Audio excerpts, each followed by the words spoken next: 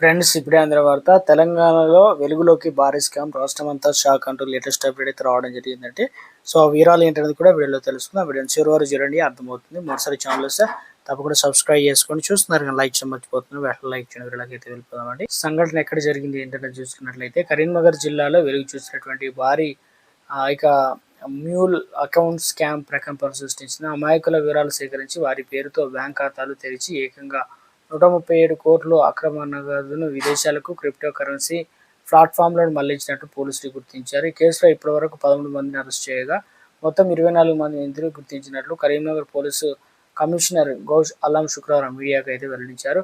ఈ అక్రమ దందాలో బ్యాంకు ఉద్యోగులే సూత్రధారులుగా వివరించడం గమనార్హం. ఎందుకంటే బ్యాంకుల ఉద్యోగుల చేతివాటం స్కామ్లో ఆర్బీఎల్ బ్యాంకులో పనిచేసిన కళ్యాణ్, ఆయేష్ అనేటువంటి ఇద్దరు ఉద్యోగులు కీలక పాత్ర పోషించారు.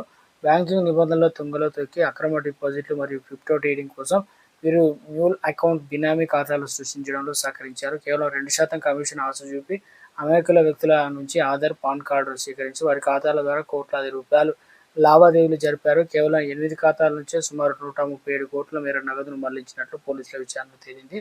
విదేశీ సంబంధాలపైన అరెస్ట్ అయిన వారిలో కళ్యాణ్, ఆయిషా, సాయిరామ్, రంజిత్, మల్లేష్, సత్యం, బండి, ప్రణయ్ వంటి కీలక సూత్రధారులు ఉన్నారు. ఈ అక్రమ సొమ్ము ఎక్కడి నుంచి వస్తుంది, విదేశాల్లో ఎవరి ఖాతాలకు చేరుతుంది అనే కోణంలో పోలీసులు లోతుగా దర్యాప్తు చేస్తున్నారు.